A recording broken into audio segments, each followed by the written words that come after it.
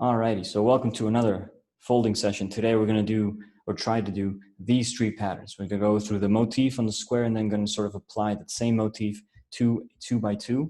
And, if you wanted to, you could take the resources which you have on the folding, on the Discord server to get further divisions. You can get a 9x9. And also, I found that these two actually are very closely and nicely related if you sort of weave them or like put them on top of each other. They will actually sort of, yeah, as you can see, that square lands nicely inside of that octagon there, this star inside of that octagon. So very nicely related, unexpected, not even the same chapter. So these patterns now are actually coming from the geometry language book, the Serap book. So very interesting. This one is also quite interesting because we've done a very similar one to that before. Alrighty, so because of what we're doing, we're going to take a square. So we're going to start with a square first. So we're going to start with the simplest one in the lot, but also one of the more interesting ones. So I'm going to cut this into a square.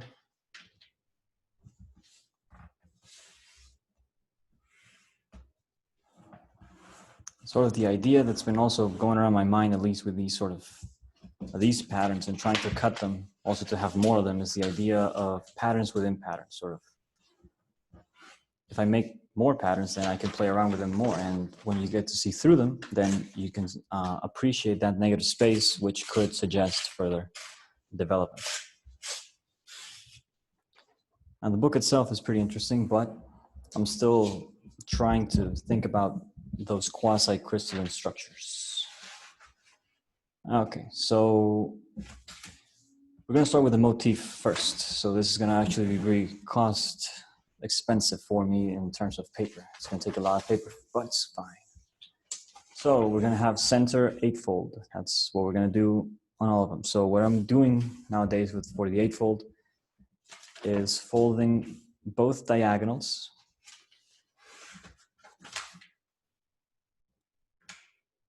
and then both diagonals and the vertical and horizontal line, all in the same state, all as mountains.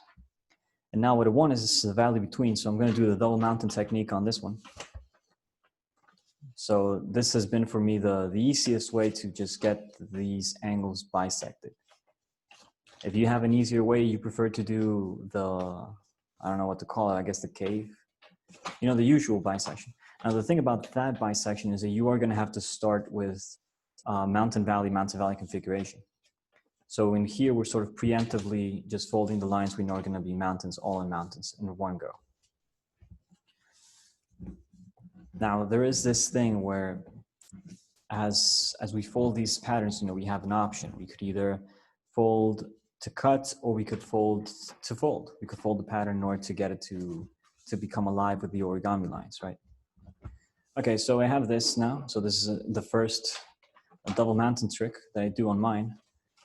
Now, instead of going for the double mountain trick on all lines, what I'm going to do next is just do the hinge move, right? So I'm going to take this sort of point, this edge, and sort of just jumping out at me, and I'm going to match it to the one right next to it, like so. Now, if I'm doing this correctly, this line should match to this other radial line that we have here. Should be congruent, at least in angles.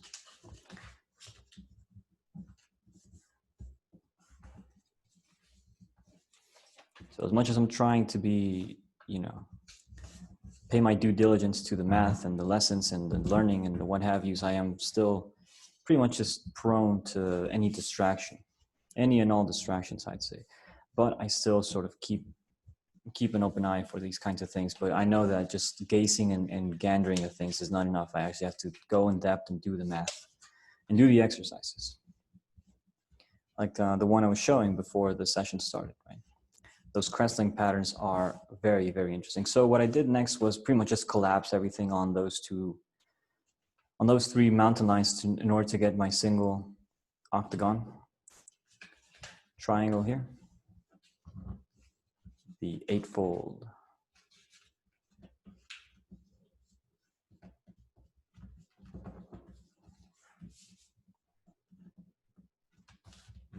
So again, we're going to try and solve for the motif first, and then we're going to take it to a 2 by 2.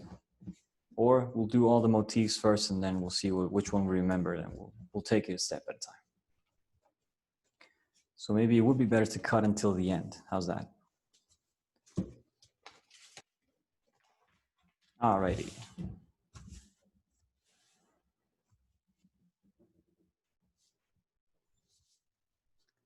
Everybody good to here? Everybody got their eightfold? We should have waited a little second. All right, so all these patterns we're going to do today are very sort of compass-minded. So check this out. Okay, so here's the deal. We're going to fold a single one of these. And even though we're going to do a single motif, we're still going to do a reflection motif. We're still going to do a symmetrical. So we're only going to solve for a single square. Even though we're going to get the full square, we're only going to solve for a quarter of it. And just by a process of overlap, we'll get everything. So here's the thing. Here's the deal. We want to have this distance on the radial line. So we want to have the, let's say that we call this the unit length. All right. So from corner of the square to the midpoint of the square here, this is unit length. And what we want is for this unit length to be on the diagonal of this square, right? So when we fold this, you're going to notice that there is actually a fold here. This, I don't know if you can see the shadow of it, but this line that I have here, this shadow that comes up, that is the line that hits the point we want. So therefore, if we have that, we just have to fold that all overlaps. So you just got to be, careful here, but that's all you got to do really. Take that corner, put it to the top here, and you fold real nice, real good. Like that. So pretty much just have that line folded, you take it up, and there you go. But that's not enough. That's not the end of the story here. But let me just do a little sum. Okay? So now here's the deal. We want the same distance. We want this distance to be then up here. Because now we've established this circle here first. So we know that this distance from, I'm gonna label these. So from A to B, we have now from A to C. So AC and AB are equal. And now we have, well, let's call this point at the center O, OC, and now we want to find point D somewhere around here between O and B on this collinear to O and B. I want to find D, and it needs to be equal to C. All right. So what I do, you can do this any number of ways, right? You can either bounce this line off of this radial, sort of get that, or you can simply just know where that's hitting and just fold that on that line, an option, or you can just fold completely. You can see that C there, so you can see that this line, this fold on the back here. You can do that and just fold everything all at the same time again. You see that?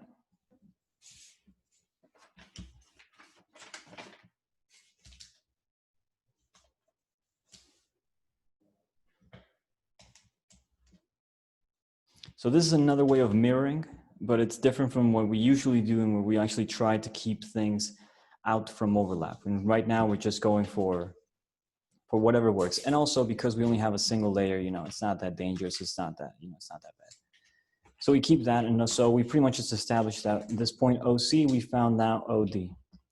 So that's great. All right. So now at OD, or rather at D, is where we want to start to fold a A3 line. So the line that's going to come through here is going to be perpendicular to this line. So when the line that we want to put on D is going to be, no, sorry, it's going to be perpendicular to, this one. It's going to go like that, pretty much. So again, going to be perpendicular to this one, to this eightfold that we have here. So on D, we want a line that's just going to go through D and be perpendicular to this line, which I don't have a name for. So let's just call it O, what do we call it? OF, I don't know. Yeah.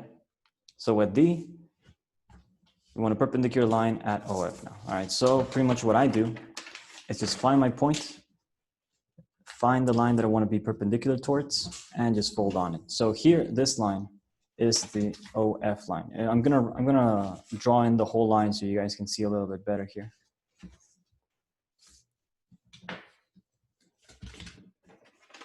So notice how my intention is to have that line fall on itself. That way I'm gonna get a perpendicular. And I wanna make sure that that line goes through D, right? Because it didn't go through that point. There it is. So now this one I actually will use the mirror trick because I want us to have the same thing, but I want it now to sort of bounce off and then go the other way almost. All right, so it comes at D, hits at OC, and then I want to bounce off. So what I do, fold this line first. Here I have the line which I want to bounce off. It's clear that that is the line because it is the line that also hits at the corner of my square here. So I fold that, complete extension toward the end of the paper here. Just make it all flat. It's gonna have a little resistance to you, but you don't mind, you don't care. You just gotta get what you want, and then you do it. And there you go, a nice little bounce. Whoppa. So there at OC, we see that line D is coming in, hits, bounces. All right. Sorry, can you please repeat it again, this last step? Which part again? The last step. Please. Okay, so the last step is, so you have D, right? We have, well, not D, yeah. but you have this line. All right, cool. So I want you to note where the line is coming in and bouncing off. This is called a refraction. If this line were a light beam and this line here would be a mirror, this sort of way that the line does this is called a refraction. I guess I would have to read more on optics, but the idea becomes to fold the line we want to bounce in one state and then have the mirror line be the opposite state. So here, notice how this line is a mountain. Sorry, man, let me get into position a little bit better with this microphone because it is cramping my style.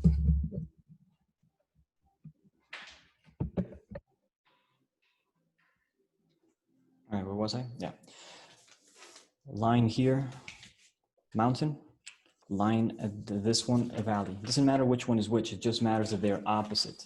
So you fold first the line you want to bounce off, and then you fold second the line you want to bounce from. So first the line you want to bounce, and then the bouncing line, or the reference line. So notice how I'm folding this toward the corner there. And then I complete this fold in that it goes to the other corner. See how that's folding? So another way to look at it, you see how this line is completely folded. It just changes at that point of contact. At this point of contact, the fold changes from a valley to a mountain. You can see that it goes valley, hits at that point, and then mountain. And then it does this. So this is almost like what you want. So this is in a 3D way of looking at it. Right? Ba, ba, hits, bounces. Is that clear, Fadle? Is that good? Yes, thank you. All right, good. So you could also repeat the process in where you get like C, and then, you bounce it off, like well, you get like this, and then you can sort of repeat this and find this other point here, right? And sort of repeat this process, you can do that. All right, so first step, established. Now here comes the second part, which is it's tricky business, but it's not really, but here it is. So we fold the corner to the top, middle here, this line. And now we simply fold like this. Just gonna bisect and make the edge fall into this line in the middle here. Pretty simple, right? 1, 2. Pretty simple. But here's a kicker. Now what we want is for the other line, like this one, to come in. That's where the bounce is gonna happen. That's all, we're only missing 2 lines now. And these are pretty simple lines. Now, I'm gonna extend first this line, which I have here, and I mean by here as in the bounced off line, right? Notice how it's partial. Notice how there's not a continuation of that line because I stopped at where well, not that I stop, but it begins there, but I'm going to extend it completely. I'm going to extend it completely just so it doesn't get in the way. Extend it completely. Now here's what I want. I want this one now to bounce off of here. So I want this angle to come, and I want to have sort of this angle be sort of double of this angle. Yeah? Does that make sense a little bit? All right, so here's how that looks. Fold this first. You can see this is the middle line. You can see that this point is where this quadrant is finished here.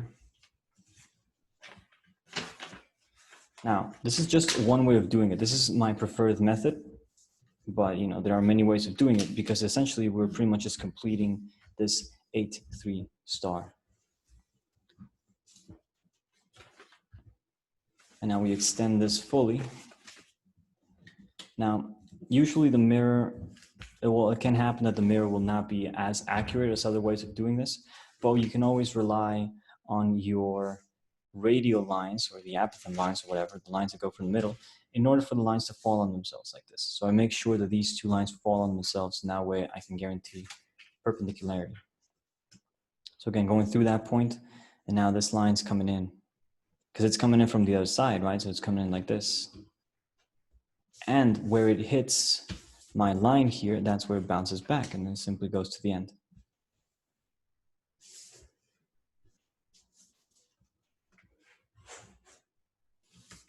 So all I'm missing now is the same line, or rather this same line, but coming in now toward the other side almost.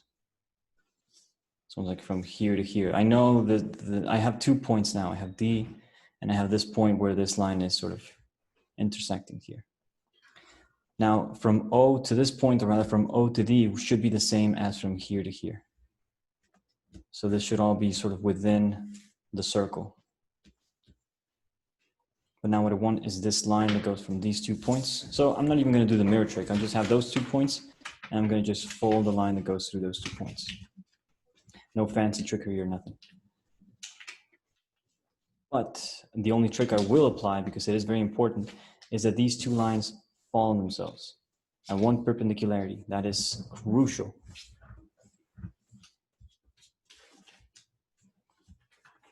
So if I don't hit my point, I can simply just push, push, push, and then just, you know, locate where that point might be for me. So there it is. So there I'm hitting both. Now that's coming in. And so where that line hits, and then that's it. That's pretty much it. Like that is the pattern. So this, you just gotta sort of repeat it all over. Now, this star here is a partial 8-3. Is sort of, if we were to do the 8-3 and then sort of just gonna draw this real quick and just sort of extract it from it. We see that plenty with other stars, but not with the, I don't think we see it enough. Another way to draw the 8-3 as 4 channels. So the star we're sort of extracting is like this, to here, to here. And it's almost as this didn't exist. So it's the 8-3, but it's cut off a little bit, right? We're only minding certain intersections, but that's the character of this half star, if you will. So now what we want to do, at least for the cutting, because we're going to cut this, is that, so all cuts are made up of parallel lines. They're called offset, right? If you go into any software which requires some sort of build, geometric build, to have this function called offset. And what it does is that it makes a line, any select line, be parallel to a certain distance. Now we could do it arbitrarily, but what we want, and it's very important, is that when we do this line that goes down from here, now notice how I'm using this point to base off my offset on, and so I'm just making sure that, you know, the reason why this wouldn't work, quote unquote, is because it would hit my edge. Now that would be cool if I didn't mind my sort of my pattern being sort of incomplete here, you know, these lines coming in, and you know, this wouldn't be a full figure. So in order for this to be a full figure, what I want is for this offset to not hit my edge. It's very important that it does not hit the edge, otherwise it will be separate pieces. Now when I cut, these are going to be sort of like the same piece. So yeah, I make sure that they don't hit. And then what I also make sure of, now this is, I know that's pretty arbitrary, very non-mathematical, but it's also fun. But the idea is that this distance here is the same distance here. So these two distances have to be sort of the same. And now I just sort of go around making sure that the lines are parallel. You know, it's pretty much carefree. Honey Badger don't care. That's my new thing now. I've been watching Honey Badger videos. No, I didn't. And it's not like I'm watching them. I just saw two. But still. There's one of this Honey Badger called Stolf. He always escapes. So notice how the pattern is within two lines, right? So there's two offset lines, one on each side. And now what I do is pretty much just go like this. And now I just have to cut at the line. So let's just do that. I know I said we're going to do it to the end, but let's just do it real quick. Let's just do it real quick. Because it ain't no trouble. And besides, I'm such, yeah, so quick.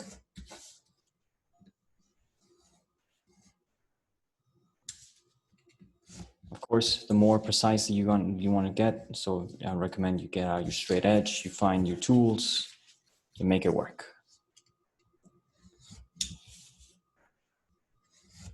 Now this is a very pleasant pattern to fold and cut because you don't really expect, at least at first, what kind of shape you're gonna get. I like that. I like the sort of non-intuitive patterns, the ones that come at you with a surprise. Those are cool.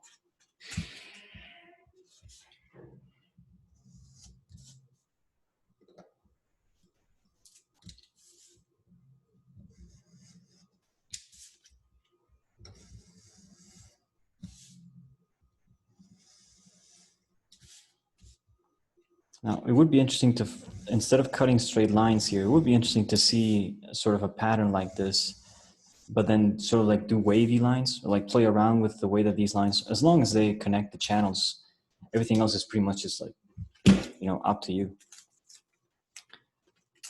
So there's a lot of room for creative endeavors here. I mean, we don't have to make the lines go straight, but you know, this is just the way that it's usually done. This is tradition, but you know, it doesn't hurt every now and again to break from tradition, see what is beyond the other side, and then, you know, sort of that's the way maybe that tradition is kept alive, by that reinterpretation, adaptation to the fresh ideas of our minds, or give credit to our own creative endeavors.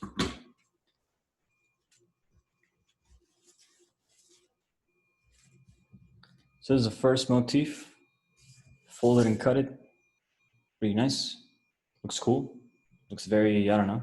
I like it. It's kind of elegant, really, by itself. So before we do it, I'm not sure how to do this orderly. You know, like, should we do next the 2x2 of this motif, or should we move on to the next pattern? And then when we're done with the 3 patterns, and do it all again with 3x3s. What do you guys think? Let me know in the chat or unmute.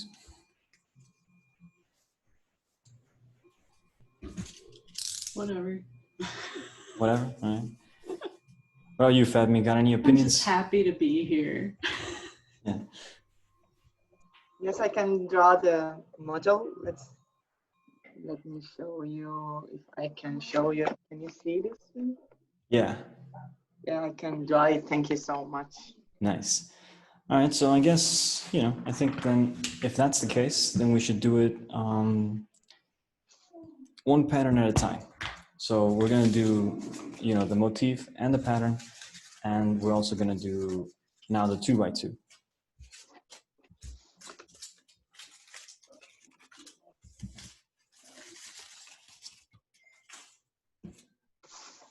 All right, so I need a square once more.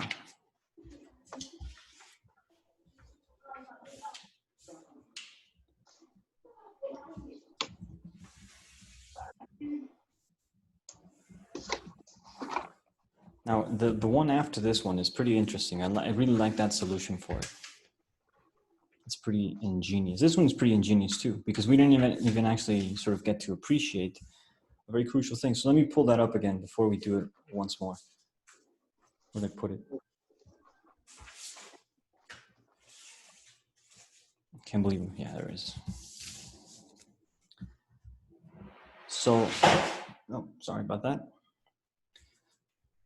So what I want you to notice is that if there were a circle here, and we have these lines coming in at that circle, these 2 points at that circle, right? We could also put out a compass and do it. This same thing is happening here. So these lines are the same as these lines.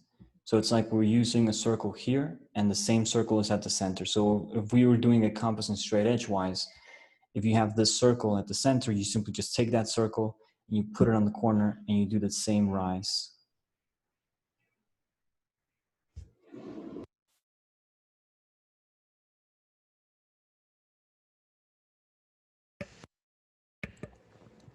And so, move on.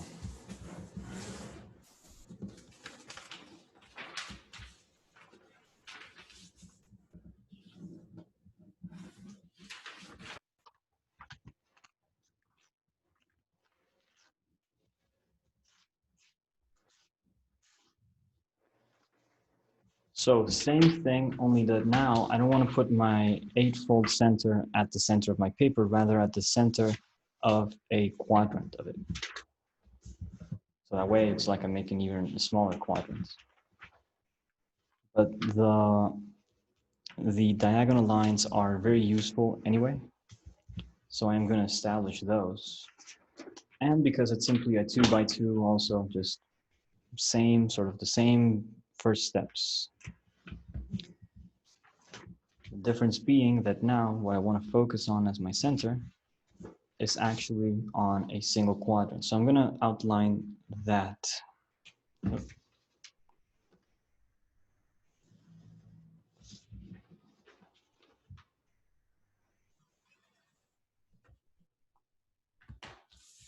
So it's all going to happen inside of that square. So because, center there, so fold edge to edge.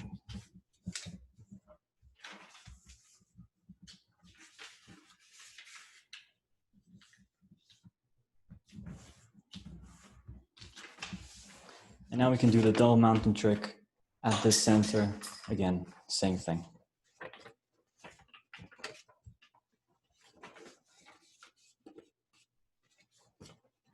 So I do the double mountain trick because it is the easiest thing for me to do. And it's a nice way to sort of apply things when you don't have anything but these two angled lines, if you will.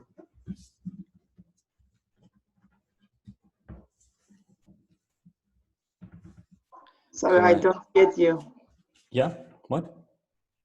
Can you repeat it? I didn't get you. Oh, yeah, sure. So what's happening now is that now this is the center of our octagon. Instead of the center being here, now the center is moved toward this little square. So what I did first was to fold them like this, right? So I have my diagonals established. I have my horizontal and my vertical established as well. Mm-hmm. And now what I want is the line between the diagonal and the vertical and between the horizontal. So what I do is I do something called the double mountain trick. So for the double mountain trick, what I need to do is sort of fold first the first mountain I want to use, mm-hmm. and then the second mountain I want to use. So right now I want these two mountains, see? Mountain 1, mountain 2.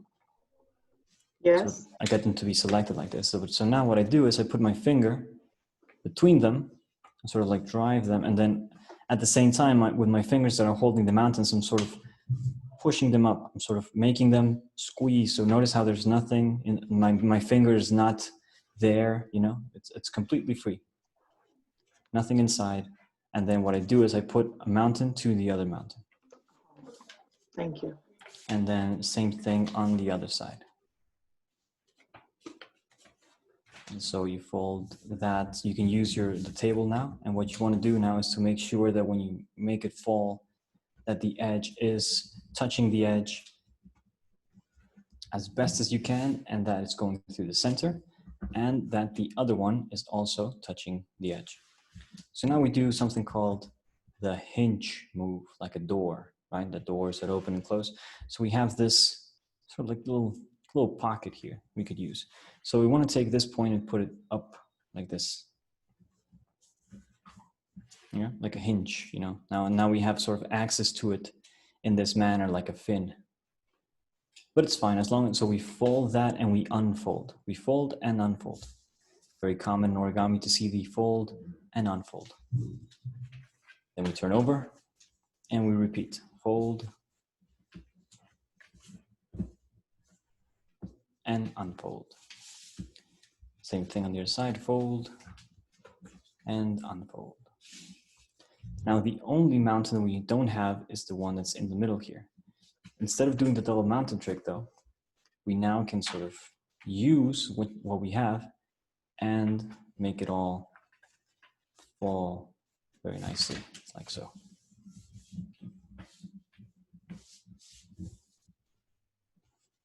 So now all we see is a single part of that octagonal division, that eightfold as they call it.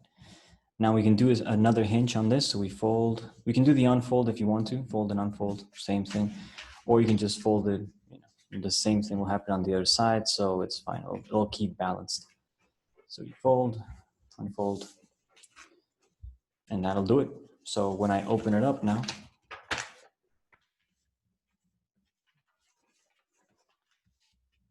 my eightfold is at the center of this single quadrant. Now, same deal as before though. Now it's gonna get a little bit complicated here because it's smaller. Our area, our working area is a little bit smaller, but it's the same trick. So what the motif we want to apply, we only need to apply it to this single square. So same trick as before. We begin the trick by folding the whole diagonal onto the radial line, no, so it's the edge onto the diagonal of the square. And here we have the line that we're looking for. This line, which I've just drawn in, is this line, which is the middle part of this square, right? This square, midline, fold, that's where it hits. I activate this fold. It should actually hit on the other corner of the square. So that's also very interesting. It hits here, which is the corner of the square. And that's because if we were to sort of continue this and bounce it, we would actually hit on the other one. So pop, pop. So we found where you can actually see it, no? So this distance is the same as this distance. So we have this circle. So now what we want is the circle that now goes from here to here. So what we want is now at this line. You could even do it like that, you know, instead of all this like trickery with the light and whatnot and the bounces, all you really need is to know where things are happening. So for instance, I have this line, right, which I can extend if I wanted to. So where that line hits this line, so that point exactly, I just have to fold a line that goes up like that. So all I'm doing for this one is just making sure that it goes through the point and that the fold is perpendicular to this line here.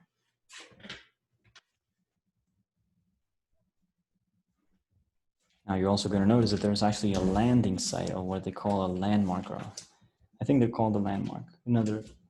In some of the literature that I've been going through, I think it's this one right here.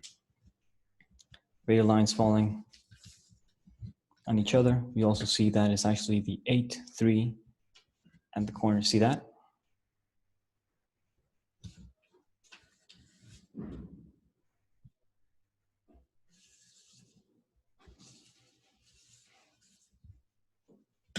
Notice how it's the 8-3 of the radial lines of this square.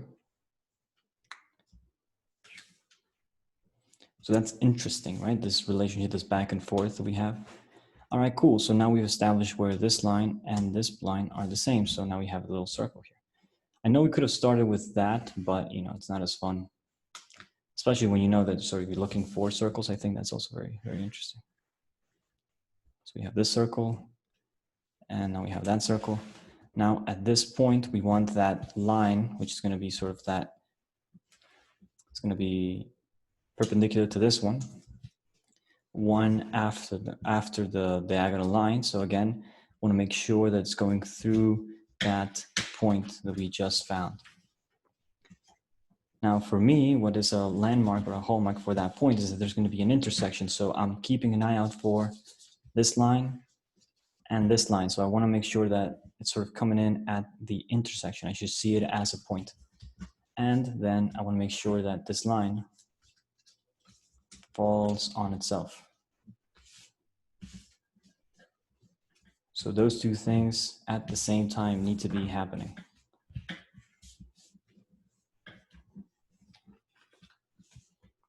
Coming in hot at that point, cutting up. And so now we can either do the bounce or just know, I know my point and I know where it's going to be perpendicular towards, right? Because if it's on one side on my left, then it's going to be the same thing on my right. So if on the left, it's for this line, then on my right, it's going to be for this line. So I know my point. Just got to make sure that that lines up and I fold it and there we go. At that point, coming in. Maybe a little bit. No, it looks right.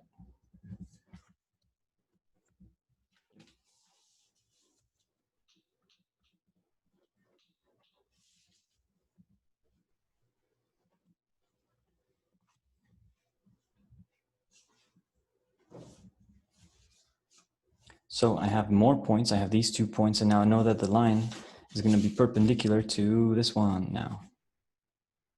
So it used to be for this one, but notice how it's almost like a 45. So this is my cross almost.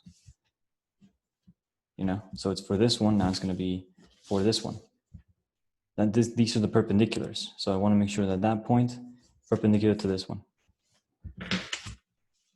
Now, because I have more area over here, I'm going to do it like this so that I can see where it's coming in, where it's falling. So again, I make sure I'm looking for my intersection over here. This is the line I'm looking for. It's intersecting with my radial and making sure that this line, which is going to be 2 lines because these 2 are parallel, fall on themselves. I don't have to fold it completely because I'm going to cut it at it anyway. But you know, it doesn't hurt. Now I have this line. It's coming in line. So now for this one next. So if it's going to be for this one, now this one's the one's going to be perpendicular too. So this one and perpendicular to that point. Again, just arranging so I can actually see the space that comes down. So again, making sure that this line falls on itself. Looking for my intersection. In this case, it's this line. If we're gonna fold and cut, we don't need those though, right? Which ones?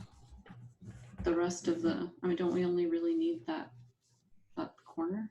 We do need these because these are the ones that are going to come in and draw the rest of the. Okay.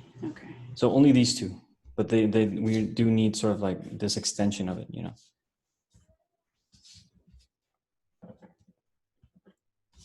So I'm just going to really so almost done. Now all I really need is to have this same thing on the bottom. So what I do, turns out, you know, pretty useful. All we have to do is just take corner to the center of our square and then just do a little bisection on this. You're going to see how actually there's nice hallmark landing site here and nice hallmark landing site here. Really cool, real nice. So what we do next is pretty much just take this whole line until it hits the line of the star that we just got, right? This one is coming in, and where it hits for this, that's where it bounces back out. So it hits there and then bounces back out.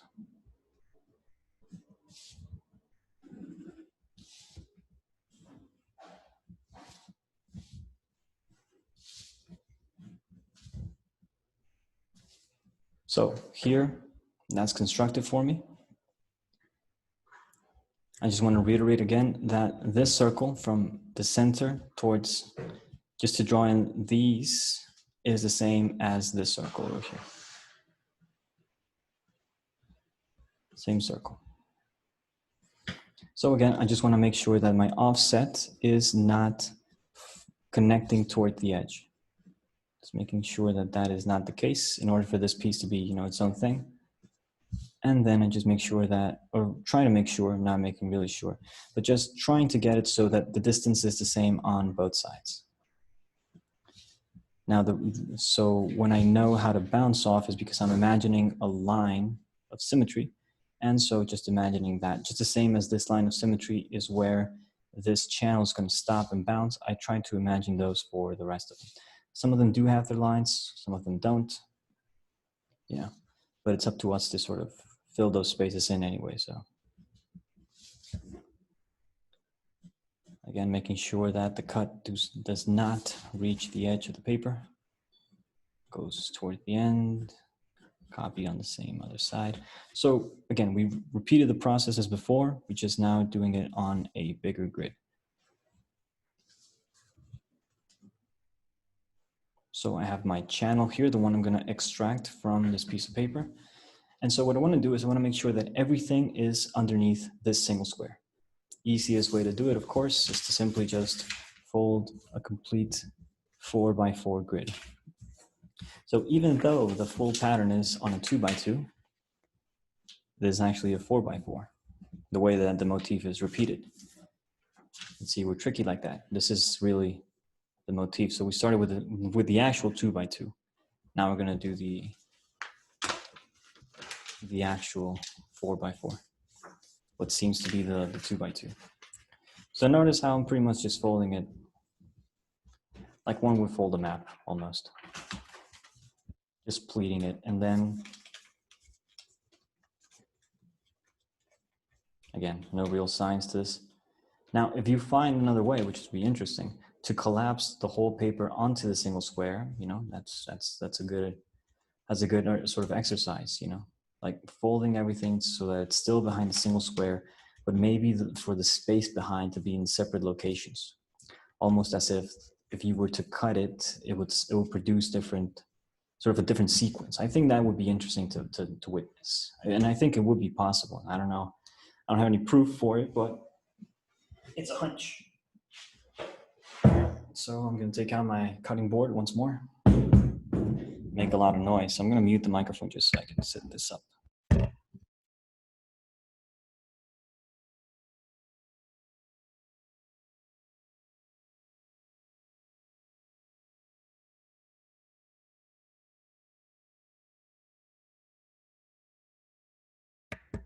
Alrighty. Where is my knife? There's my knife.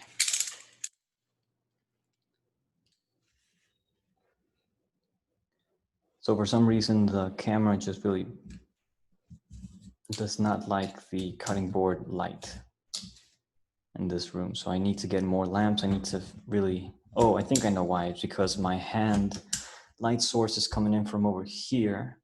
So maybe my hand is just making everything. Maybe it's that. Maybe it is that in reality, this is a very dark room.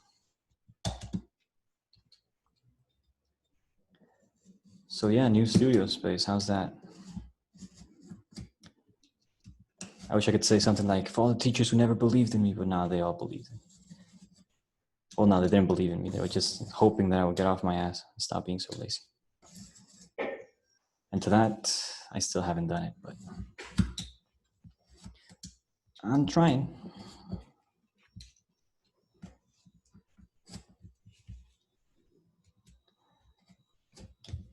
Oh.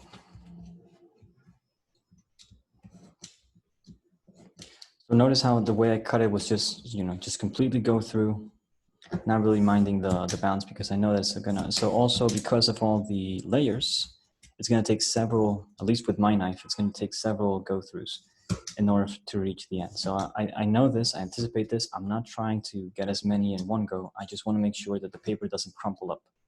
So therefore, you know, take it easy, take it easy.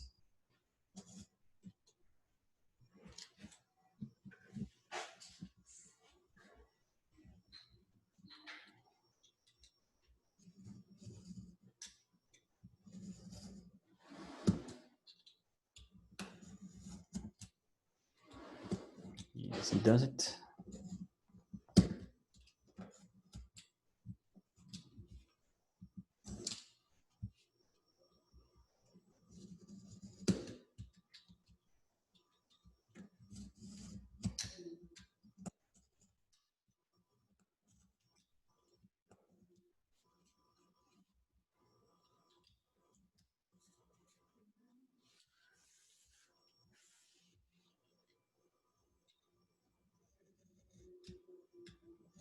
All lines get several go-throughs.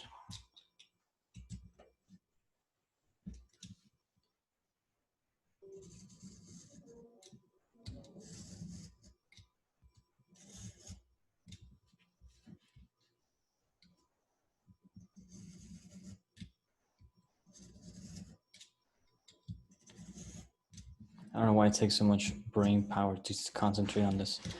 I guess I need to sort of feel it. I also do this thing where at the corner, I just drive it in, because it usually happens that at the corners is where sort of it's harder for all the lines to match and meet.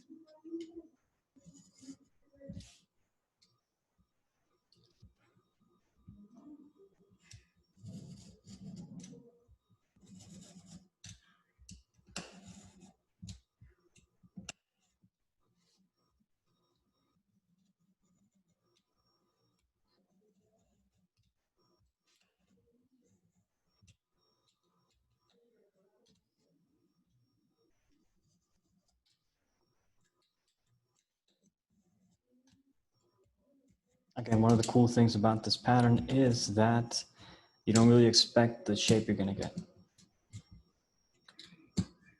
And also sort of like the underlying pattern of it is also quite interesting.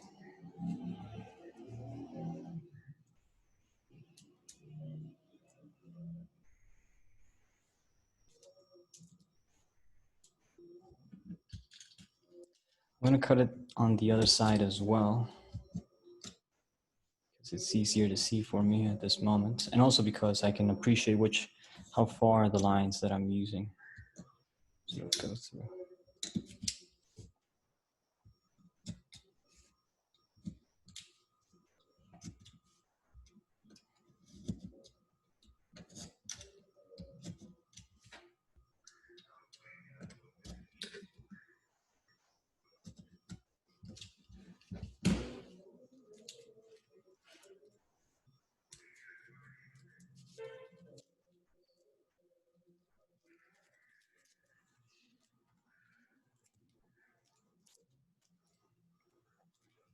This is what I was talking about here with the edge not really getting to the cut.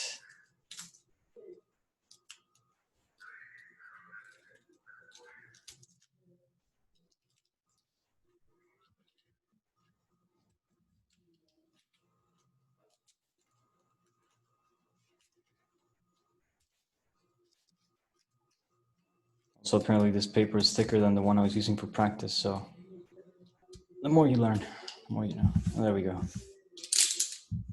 Alrighty, so now we do the unfold.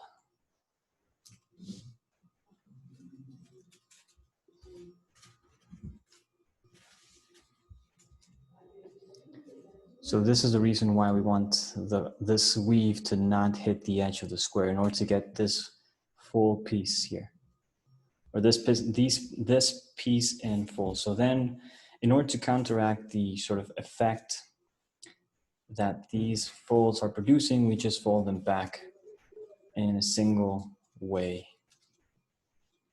like so. Just a little second here. Let me just put this into position and get rid of the cutting board for a second. we go.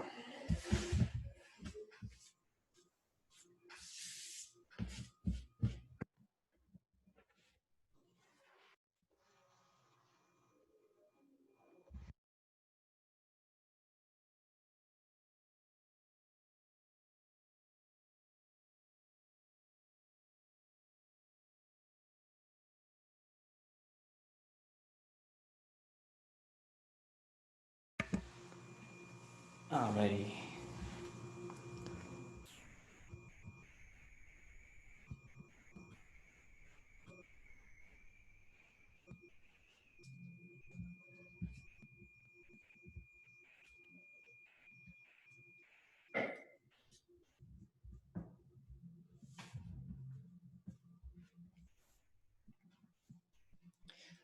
It would be interesting to see this in a 3x3 or something bigger. It's a pretty dirty figure. At least some lines there are still visible from the other side. And so, you know, pretty appreciable how this comes about. But again, must insist on these lines being separate there in order to create like this full figure. All right, so we've done this one. Now let's do how are we doing on time? All right, cool. I think we got it.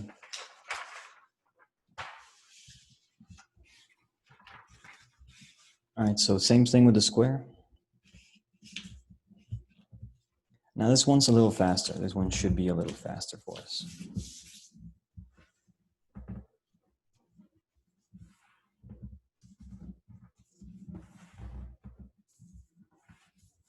Now it's all going to be pretty messy because I'm folding and drawing in, so hands are full of carbon, of pencil.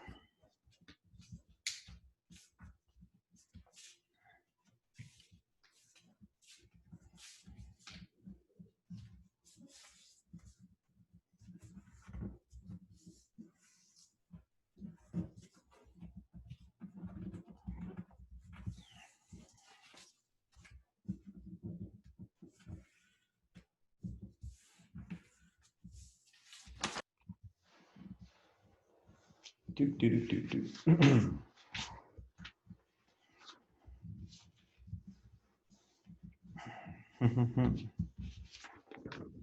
should do some breathing exercises. You know, not breathing, but like those throat warming exercises that singers do.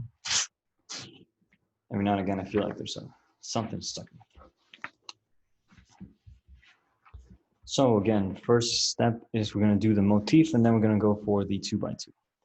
Now, funnily enough, because we're folding and cutting, we only need to sort of solve for a single quadrant of these.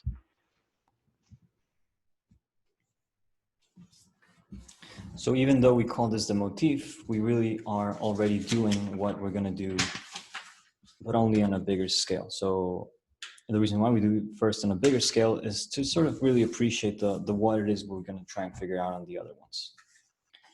And also, another way of looking at the same sort of idea, what I just described, is that you could also, once you get what you need to do in a single quadrant, you can repeat that process on all four of them and get the pattern.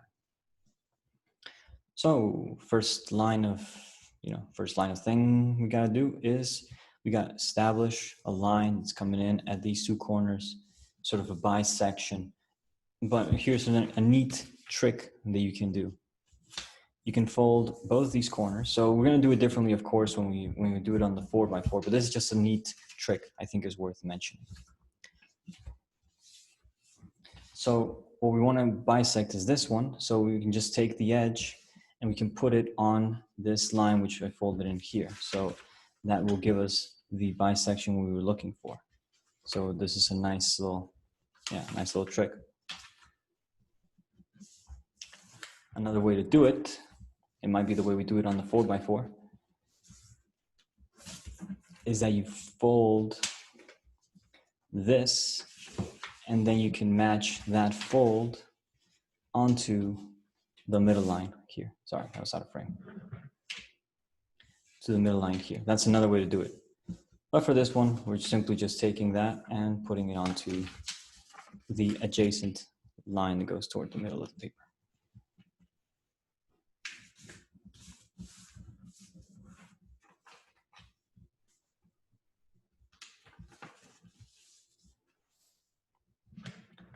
So we have these two coming in, yeah. Now at this intersection here, we're going to draw in perpendicular to the edge and another perpendicular to the edge at that point. So same thing where we raise up, and what I'm looking for is the intersection, so I can see that my line is here, and I can see that this line is there, and there's also a third line. So there's all these three lines here, and I want to make sure that this falls on itself. So those three things, so two things really, but it's intersection, line falling on itself, open it up, make sure, seems to be working. Yep, if you really want to make sure, then it's going to be you want to fold a line which is opposite to whatever it is that's happening there. If the line you do is opposite to whatever's happening there, then it's going to interact with it. It's going to react to it because they're sharing a point. And then if you were to install a different fold, it would also sort of animate because it's going to be different. So that's a neat trick you can try. So you're going through this point? Yes. Okay. Yeah, that point. And do a little square here. So this square would be root 2 plus 1. Well, I guess it would be interesting to sort of break that down. But this angle that we have here is the angle needed for a silver rectangle. And not the silver rectangle in the usual sense, because I've seen all this literature called the silver rectangle simply root 2 to 1. But the silver rectangle to me, the one I use is root 2 plus 1 to 1. And it seems to be that that is the rectangle that we have here. So we have a 1. You know, it's a very clear example of completing the square. We have 1, root 2 plus 1, root 2 plus 1 twice, and here root 2 plus 1 squared. So very nice little trick. So here's what's next for us. We're going to treat this as though it were a center. Again, very compass and straight edgy. And now what we want is for this value to be on the diagonal line, this value. So what I do is I take this, whatever it be, a mountain or whatever, but somewhere where it's comfortable for me to move it, and I simply just take that and I put it onto the diagonal, like so. This is not the most comfortable, I can also do it like that, right? Once I have that, then I simply just can fold this back like so.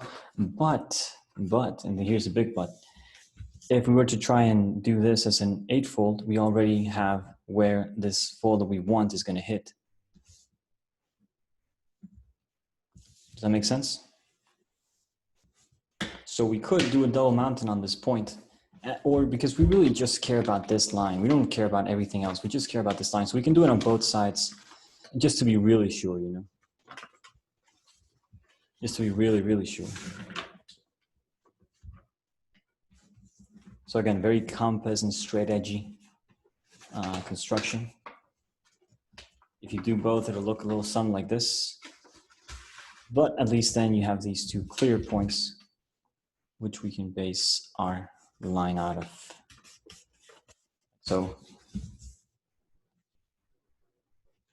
now, on this point, we want to draw a 8-2 star. The thing about the 8-2 is that it is 2 squares. So the clue for that is that at that point, we want simply a line which is parallel to this edge of the square. So on that point, again, we have an intersection. But, you know, lucky for us, this is a very nice thing we can take advantage of, is that the corner will fall on this eightfold division that we installed on here. You can see how this is a square almost. So that point will match to that point like that. But really nice falling motion. You can do the same thing for the other one.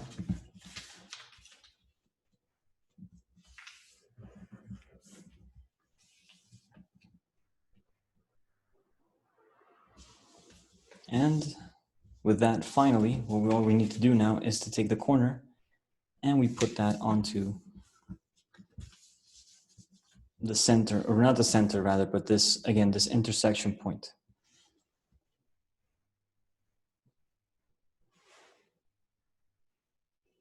So far, we cool? Or am I a little bit too far in front? So again, at this point, which was that point? That was the compass and straight edgy point. It was when we took this value and we put it onto the diagonal of the square, sort of to build this quarter octagon here. And at that point, you know, we could really just avoid this line altogether. We don't really need this line, but we do need these eightfolds. And I like to do this because it just gives me an extra point to base off of. But all we really need is where this eightfold just hit the edge. These hit the edge, because then all you do is you take the corner and you put it onto, and just make sure that it's all perpendicular, right? So 1, making sure that that hits there, 2, right? And then you fold the corner, the corner of the square to, again, this point that we have here. And, you know, if you notice, that will give us a complete, or rather complete, but it'll give us a quarter of a star here. And that's not good enough. We're still missing 1 point. We want now where this line would complete. So we can simply just take this, or we don't have to take it like that, but we just simply have to fold, you know what I mean? So almost like where that hits, you know, you got to match it to it like this. Now, keep an eye out for landmarks. I know the fold and cut, the thing about it that I don't like is that you miss out on a lot of the beauty of it. You get stuck with the negative space, which is cool and all, but what the geometric relationships might show you, you know, that's completely lost almost. But it's fine, you know, it's a trade-off. One thing for another.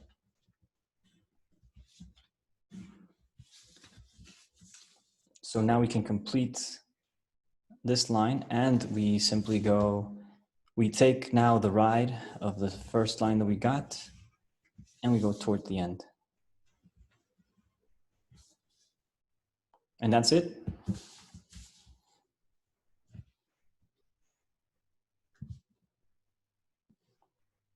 Now, same thing as before, in that the offset, you don't want your offset to be at the edge of the square. This would be the square motif. So you don't want your weave to sort of either touch or go over. You want it to be within the walls of your square motif.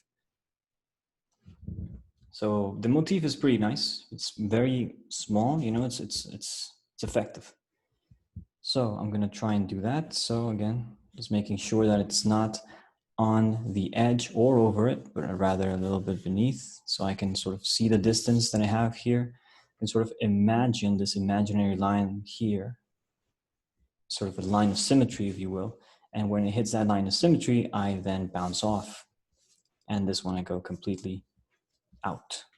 And now what I can do also to make this thing all make sense as well is to sort of imagine that this line is sort of continuing, because it's going to be like this whole unified weave. So you don't want, you know, the line of the weave under after it to be, you know, offset. So you want the whole thing to be a single line, the whole thing. So you can also like just extend them completely. Instead of doing them partially, you can just extend them completely. Sometimes the line just ends. Like in this case, the line doesn't go really over.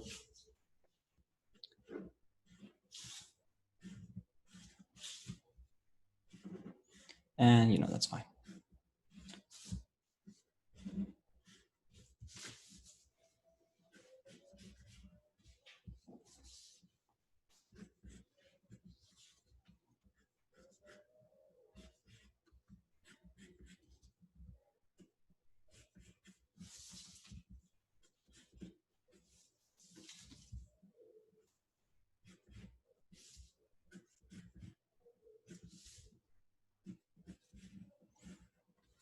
Now, we have an option here. Oh, I remember now. So we could just keep this as a single star, you know, or we could actually, the book actually suggested this, that this line be continued. And then have like this little houses and a square shape here. up to you how you do it. The one I did actually has the little square. Let me show it to you. Where in tarnation? There it is. So yeah, notice how on mine I kept these. I don't know where I have the full one for that one. Where is it? Hello? What? How did I lose it? Well, somewhere around here. So yeah, optional, whether you want to keep these or leave them out. You know, depending up to you. I'm going to keep them because I like the houses. Make me feel safe. Windows, doors, that kind of stuff. Good for you. Keep scary nature out. Haha, yeah, right. Okay.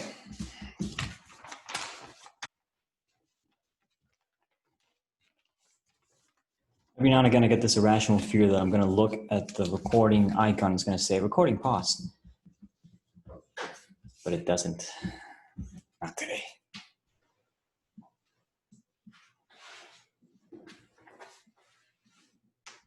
Again, make a little noise for you. I'm going to try and keep it light. Yeah, I kept it light.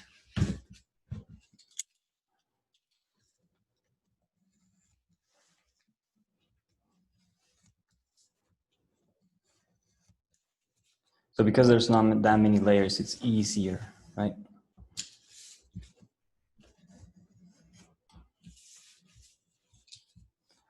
Again, you want to also make sure that when you're cutting that the paper doesn't like get a little like this. So actually I recommend that the first thing you cut off is whatever is inside. Don't be too quick to cut up at the edges because then the integrity will fail. I just realized I remember this right now. So I'm gonna stop cutting on my corners and just go for the figure inside, which looks like a sort of maple leaf, which I like that.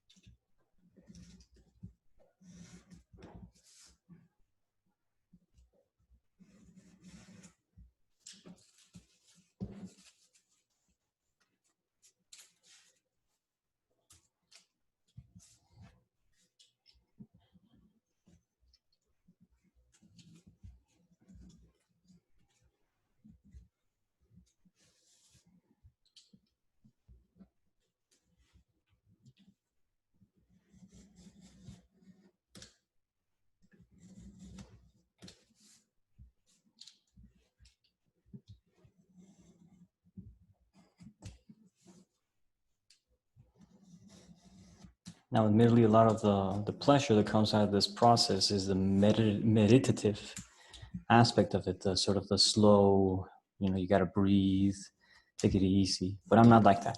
I just go for the quick, short shock.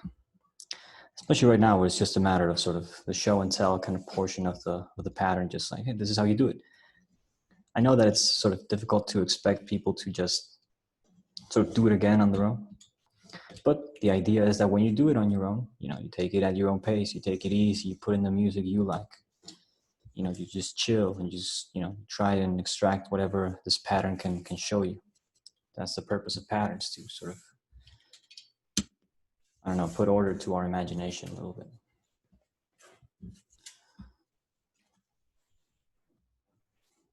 So then this is the motif. Again, we see a similar shape happening here to the one before. It's going to be a little bit different, but still similar, right? Now, just to show you a little bit of the thing I found with these two patterns, which I thought was interesting. I'm going to take out the one we did before. put it on top.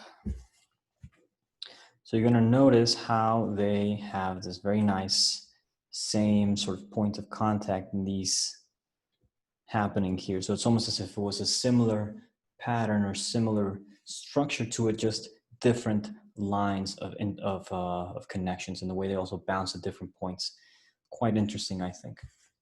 Suggestions, you know, the mind races. I also like how this one looks once it's, you know, fully done in a motif. So I'm gonna again clear my desk here from these bits of papers. Yep. Put the cutting board aside. Take out a new piece of paper. Where are you? There we are. And begin anew. I'm gonna give you just a couple seconds, a couple minutes here, just so you guys can finish up cutting the last one. Recording renewed. Okay, so same preliminary steps. We take a square piece of paper. So begin by folding my rectangular piece of paper into a square.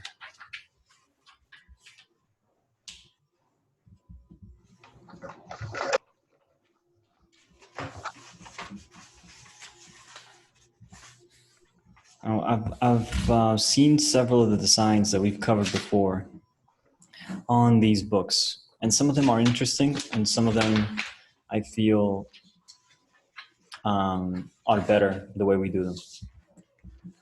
But again, like a lot of the patterns, especially the simpler ones, have several interpretations to them. So they'll do it one way and then they'll do it another. So it's a lot of the back and forth of just making sure that you can understand that there's several approaches to the same thing. All roads lead to Rome, right?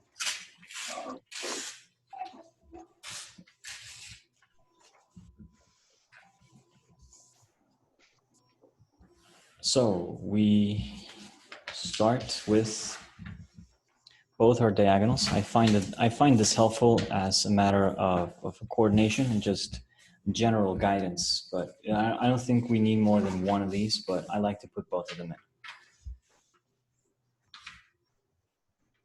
You know, as far as kneading goes, right?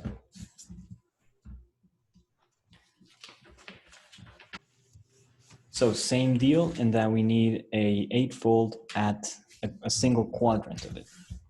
And if you think about it, we don't really need the full quadrant to be eightfold. We just need what's inside the quadrant of the quadrant to be eightfold. But we know we take it fully because we know we're dedicated and we do it like that. Just the way we do things. So I want to keep my first folds all in the same state. So just making sure that they're all valleys as I'm setting them up. So valley, valley, valley.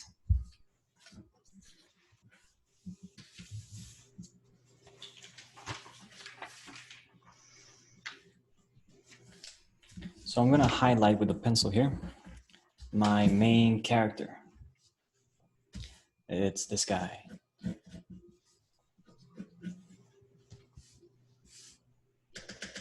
So this is where the whole thing is going to happen on that little guy. Everything else is just going to be repetition. This is where the magic's going to be at. So if you think about it, all we really need are folds that go within. We don't really care about anything else. It's useful sometimes, but we really don't care about them. So let's just put in these two first. All right, just put in these two. Now that I'm thinking about it, they do come in handy when we want to make some parallel lines. So they actually do come in very handy for some star lines. But yeah, they do come in handy. So scratch that. So here, notice how I'm doing what I call now a triple mountain technique. So instead of a double mountain here, I am really just focusing on these three mountains simultaneously, all of them touching. It's not really a trisection. It's just a matter of a double bisection in a single move. That does. And I can extend these, of course. Or I can do it for the next one as well. So I can take them also one at a time, as long as I have my center and I can feel and recognize that the fold I'm going to do is underneath this layer. Right? So there's a 1, 2, 1, 2. Again, just I'm trying to keep the things as easy as I can and also as efficient as I can. So almost like trying to get the least folds in. So if you remember correctly, we first need to get a line here that goes in like that, right? So how do we say we could do it? Well, there's two ways. One, we could either get these two and sort of fall on them, or here's going to be the other one. Because we're going to use this fold anyway, we're going to do it now the other way, that second way that I told you but didn't show. We fold it like this, and now we pretty much just either do a double mountain on it. We could do a double mountain on this thing, because that's the line. So it's almost, so this we need this bisection here and this bisection here. So we can either do a double mountain, right? That's one way. And because of what we're doing, we only need this fold completely. We just need this fold until it hits the edge, right? I Until feel like it we put that eightfold in the wrong spot. I have it in the wrong spot. I mean, that's not where we. So we just put it here, or you were putting it here, right? Oh yes, no, it's true. No, I just pulled it in just because really. Okay, because we. But you are correct in that we are going to do the eightfold at that other point. Okay, I was like, whoa, wait a minute, because we didn't put that in, or. No, that's right. Yeah, we didn't. You just put in all these creases that like we didn't do last time. So. And while I was talking about being efficient, so there you go. So I didn't do any of what you Good. Did. That's what I wanted to hear. I mean, So, I started to. It was on that point, and now we got to do the perpendiculars on that point. So. All right, remind me how to get the first one. So what you do is once you have that, so these two in. Yeah, I don't have that. Remind me how to get that. This? No, before that. Oh, okay. So you want to bisect this. These get bisected. But we didn't do that. Yeah, that's in order to get this point. We did it in another way. We did it where we just used this, maybe? No. The way we did it before was that we simply just folded this and it landed on this line. So you remember that? Yeah. We did it like that, but it's the same thing. We can sort of also interpret it as this bisection of these two, yeah? Okay. But you are right that we didn't do it this way, but I also didn't do the full eightfold at the center here. But again, if you want to split hairs. And well, I found that actually something does come in handy. There is this hallmark landing site here for this line here that lands. You can see it like that. So there is a nice relationship in that, parallel line falls there. You can repeat this process over here. All right. And then it's through that point where those intersect. Sorry, I'm a little behind. Yeah. So at that point, double perpendicular like that gives us a nice little relationship there on there. Now, this point, as Sarah pointed out, we need this to be our new eightfold center. So I'm going to just do them as mountains. So we'll reinterpret this a little bit here. Just a tad, just a little bit. Nothing much, nothing too extreme, simply very compass and straight edgy. And then we can take this value and want to put it onto this diagonal line, this tiny little square here. You can simply take that and we put it on the diagonal line as so. And we do the same thing for the other guy.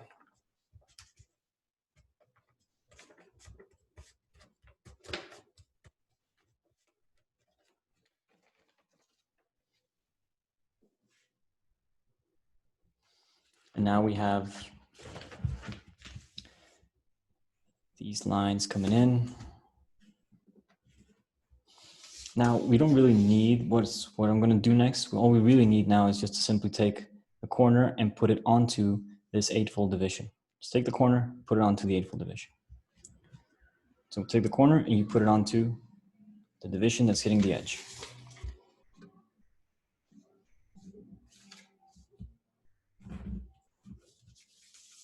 Notice that I didn't fold completely because I only really care about this section of the paper right now. And as long as in this square, the necessities I have are satisfied, everything else can really fall by the wayside. It doesn't really make any difference.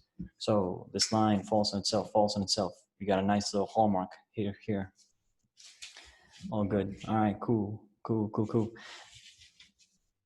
So now we have this guy. Actually goes all the way.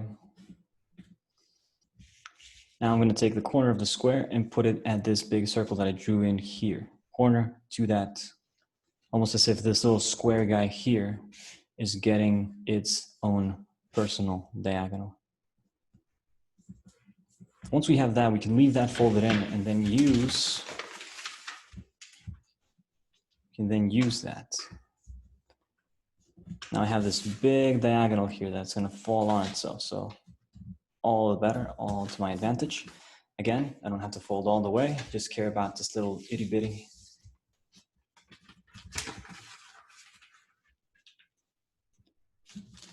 Now, because I did fold some parts all the way, we can see that actually I am having a landing site on here.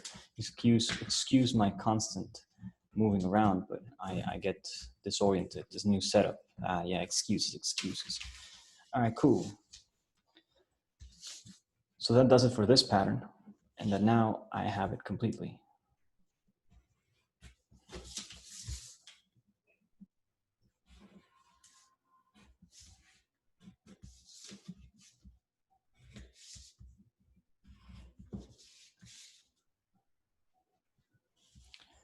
So what I talked about before was that I want to make sure that this weave does not hit the edge in order for me to appreciate this thing as a full shape. Now we're going to also have a lot of layers on this, so be prepared to, just really put your back into it. And again, be patient. You're not going to get it all in one go. So we're in for the long haul. In for a penny, in for a pound, right? Where is that from? Is that Shakespeare? Is that the Merchant of Venice? I don't know if it is. I haven't read The Merchant of Venice. We didn't get that one in high school. We only got Romeo and Juliet. We got Hamlet. We got Macbeth. And we got, I guess that was about it. Well, as far as Shakespeare goes, at least.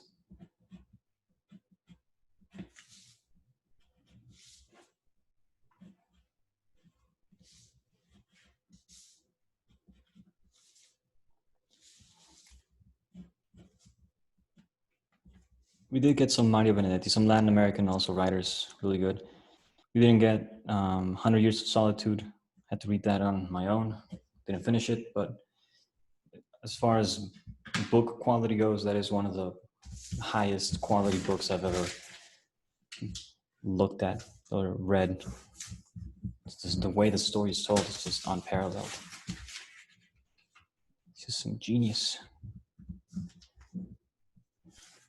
I read it, but I guess it was the translation. The 100 Years of Solitude? Or you mean translation as in the moving as this?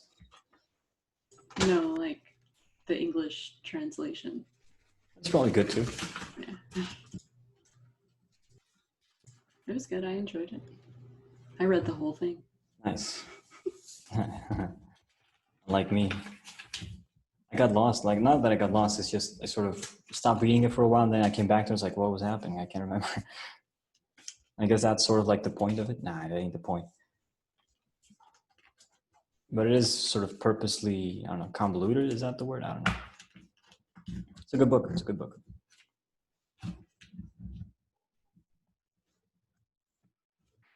Alrighty. So I have my motif going.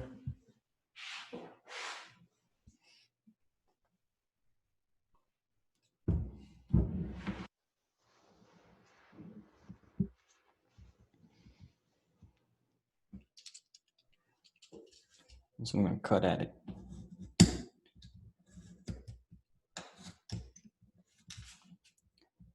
So I am getting busy in the next 20 minutes. So I don't know if we have time to do that third pattern, but might do it tomorrow morning because we're going to have another session tomorrow morning at my, 10 a.m. So 3 p.m. UTC. So we might do it then, and then the recording and whatnot. But yeah, no, maybe we'll leave that in for the evening. So I guess the evening sessions are a good idea, aren't they? We gotta give you guys what you want. We gotta serve the people. We do have a responsibility, and by we I mean me.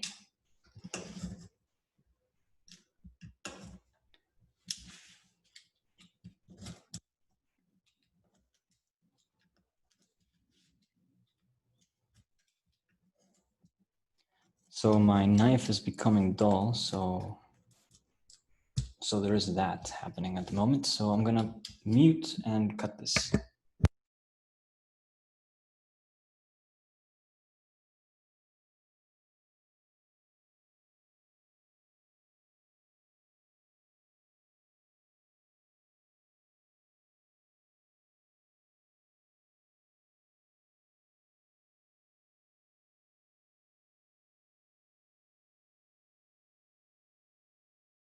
I was trying to break it on the mat like an idiot.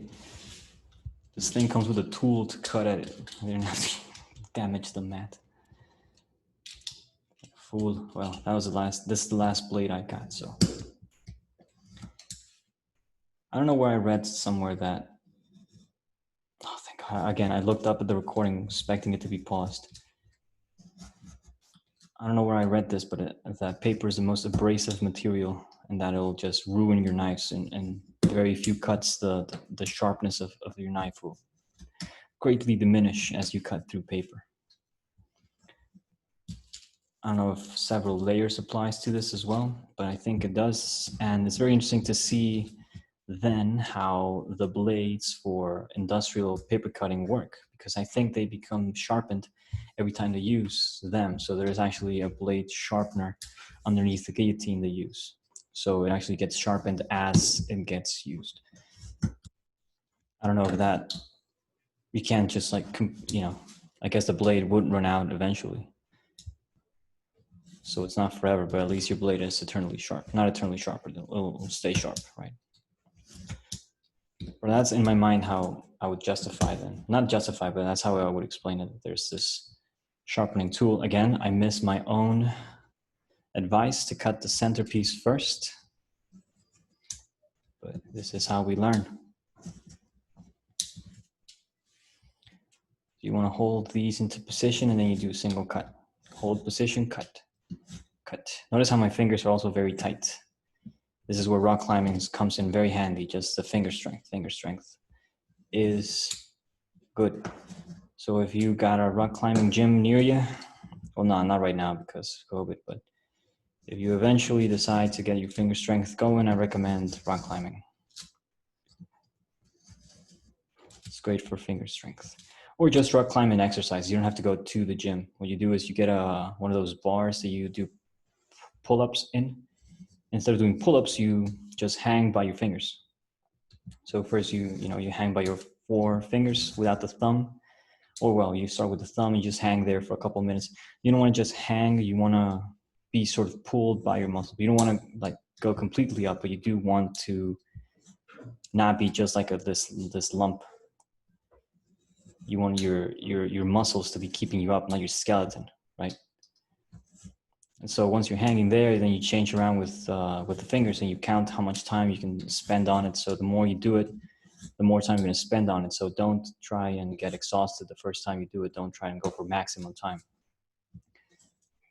Go for some time, get gauged and get the idea that you're supposed to do that many, many times. And eventually you will build a bit of finger strength. You will be able to hang your whole body for maybe like, I don't know, maybe less than a minute, maybe a minute by maybe 2 fingers or 3 fingers.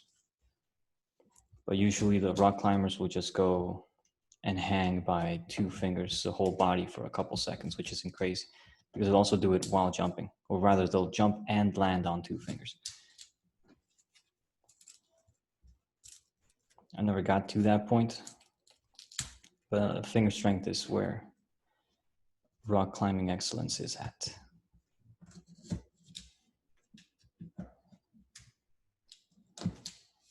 And origami strength.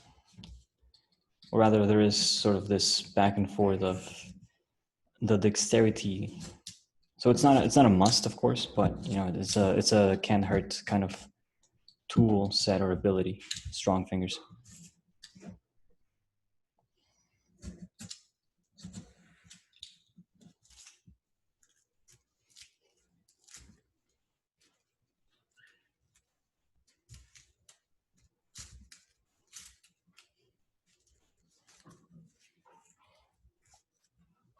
So again, my edge here apparently, doesn't want to come with me. So I gotta, just get really in there and just do some convincing.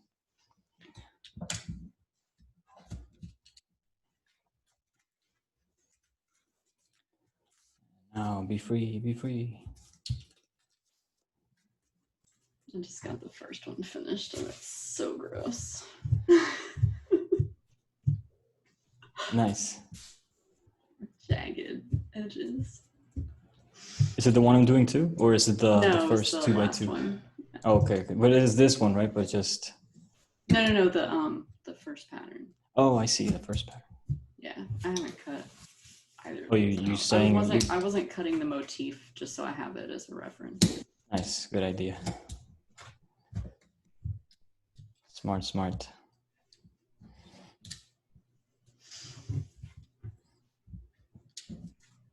Yeah, just use the cricket. Yeah, I was cutting with origami paper, just like regular origami paper, and it was so much easier to cut than whatever this is. This is some old print paper that I found in my house, and it looks very, very old. It looks kind of moldy. Has a nice little feel to it, nice smell. It smells like old paper. And it's just I have a lot of it, so I thought, hey, it's perfect for the folding classes. It'll give them a nice little edge to them. I can talk about how old they are, and I found them in my room. Nice little icebreaker there. Or so I thought.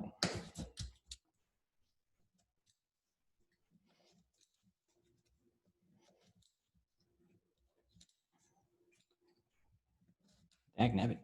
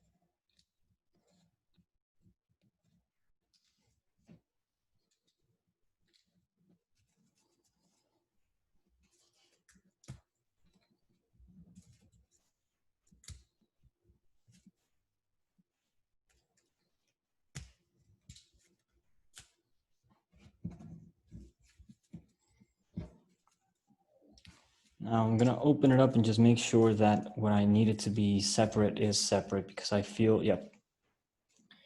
And I had this feeling that there was this one layer that was just out of whack, and I was, so it's gonna have to go back to it, and it's here.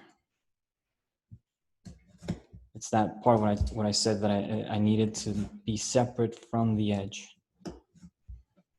In order for that part to really shine, I needed to be separate. So I'm just cutting at this part of the paper here so that it is separate. And that should, no, just still not getting it.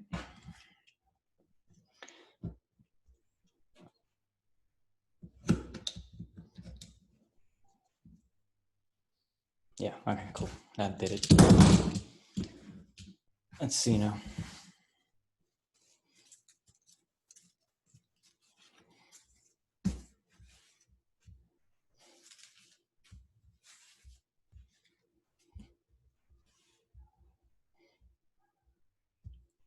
So as you can see, a little bit different here. Clearly here I missed the intention of separating them. On here, these seem to be all right with the separation on them, but you know, at least we get this. So this also is optional as to whether we leave it with the houses in the square or whether this is all just a single cross. Depends on what you are going to use the pattern for, right? So the pattern could be used as a lattice work, sort of something for your windowsill. Keep the light out. So if you intend to use it as a sort of like a light thing, then I would recommend that you have more shapes in, more weaves, more channels. That will help with the light situation a little bit better than if you have like these huge gaping spaces. So even, you know, sometimes when we have a star pattern, say for instance, this tenfold that we did, or that I did rather, sorry, we have this hole in the middle here. We could, instead of having it solve for this empty space, we could sort of rearrange something within of this space in order for it to not be so open. So we could also weave it close with some other pattern. So sometimes you do want your lines to be there. Again, for certain lattice work, definitely recommend it. And you know, we could play around with these shapes as well. I mean, they don't have to be separate. This is just sort of like a condition I set up, but you know, you can play around with the way that this sort of looks. Make it go wider, why not? You can change it up again, so you can also like make the different angles sort of open up and out. So also play around with the way that these cut and these sort of reflect. I think that's an interesting game that you can play. So there's one pattern that we're not going to have enough time to do. So I'm going to leave it for next evening class, but it's going to be an evening class pattern. But if it's a very typical motif, I don't know if we've done this one before, but it's a very sort of very elegant design. I like it. I like the way that it's set up, the way that it's also a circle situation, very compass and straight edgy kind of construction. Applied to a motif, we get this one. So we're going to leave that as a sort of a preview for next time, but let me set up for the When we do that, can we change the orientation of it? Which one? The eightfold rosette. What do you mean change the orientation? So instead of having the center at the center and the center at the corner, it looks better that way when you tile it. I agree. Okay, that's interesting. That's interesting. I've drawn that one a million times. Yeah, this is pretty classic, huh? Yeah. It looks so much better when you put the center of the eightfold rosette at the So what, corners. like this?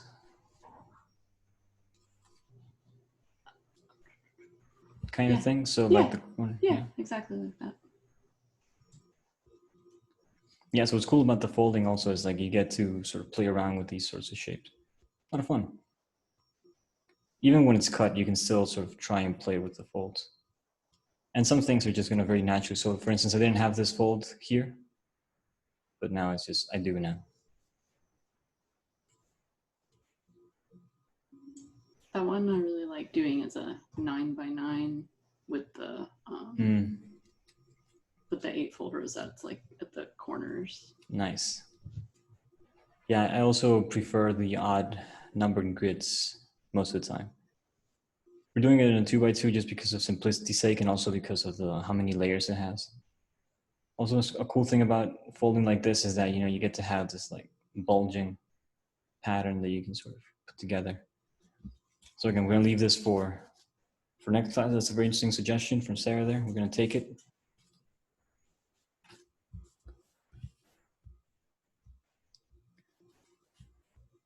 So I'm gonna do the overlap on these. Put them all in the same. Now I think just might take a picture and then use that as a screenshot. Usually what I do is, yeah, that. Well, no, usually what I do is get the screenshot from the video, from a video still, but in this case, they don't really fit at the same time, so.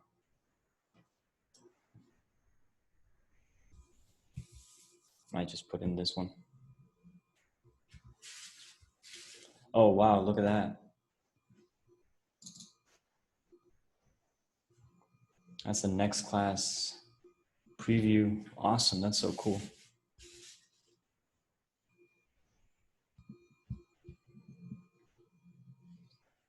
You're muted, I think, or you're not speaking. Yeah. I mean, I like I like having the eightfold rosette at the corners of the 9x9. I see what you mean. I see what you mean. So instead of like, okay. Yeah, so it's doing it backwards almost. So instead of using this point here at the center, the one with the little circle, using the corner as the center. So same deal. You could even save on time in constructing that because we don't need the center anymore. It's not really backwards. I mean, this is the way you see them classically. Oh yeah. Oh, that makes more sense. Yeah, because it's sort of oriented on this frame. Mm-hmm. Right. Yeah, that makes a lot more sense. So, you know, I guess that could be homework. Orienting these on that sort of same way. I'm gonna do it. I'm gonna try and see where that comes up. But it should look a little something like.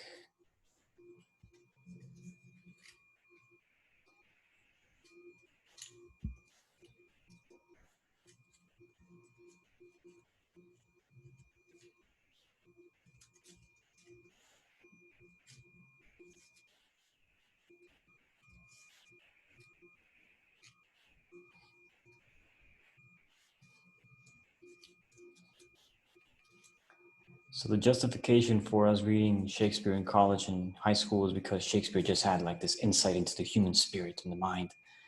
But when I read Dostoevsky, I think that dude just had a greater window to the soul and the mind of the person. I think that Dostoevsky is way more, I don't know, into human nature a little bit more. It is kind of very Christian. It is very, very Christian way of looking at life in a way. And it's pretty clear. And that's what the case, and also very orthodox because he's Russian and whatnot. But the way that he sets up the characters to just like play like little wind-up dolls almost, it's pretty fascinating. Have you ever done the sixfold version of those? Of this pattern? Yeah. What do you mean the sixfold version? Like this. Let me see. Oh yeah, definitely. Yeah, the shields. Yeah. Yeah, it's a 12-5, partial 12-5 there in the center. And the other one is Nice. partial 12-3, I believe. I like the one on the left better, the blue one. Sometimes. I like that one. Yeah. I don't think I have a full page of either of those anywhere. That one's fun to fold, by the way. The one you like there, because you can start with this hexagram configuration and just change the angles at the flux point. Did we do that? No, we did that with a 10. Yeah, we did it with 10. We haven't done. I've done it on my own with that one, and it's a lot of fun. It'll look like the 10 did when the little islands. Exactly. Yeah. So I think you would have a lot of fun with that one. I like that one. By the way, great drawing that you put up the other day with the Islamic pattern as a background. That was pretty cool. Blasphemous. Why was that? Really blasphemous. Oh, blasphemous was it? Nah. Oh, were you trying to go for blasphemous? Was that? No, but Did you get any message? No, I lose followers every time I post a figure drawing. Oh, you gotta suffer for your art. Combining the figures with the geometry. I mean, that's what I want to do with these. I mean, I want to find like little fishes and wait to cut it. Like you would get like something that you could draw or interpret as an animal or figure or like a cartoon shape, very Escher-like, right? Yeah. But I am sort of keen on that idea, sort of like this. That's why I suggest sometimes like, cut it wavy. Maybe see if something comes up, right? Maybe the shape will look like a puff fish or something. I don't know. Like a pineapple.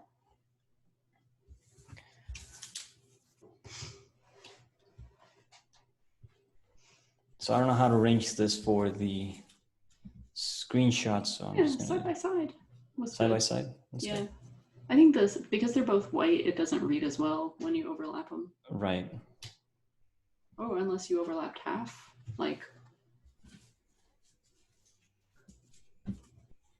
Maybe. Maybe. I don't know. I might just put in the ones I did before on the smaller piece of paper to just get them all fit. Yeah, I'm gonna do that just for the screenshot. Everybody's in on it.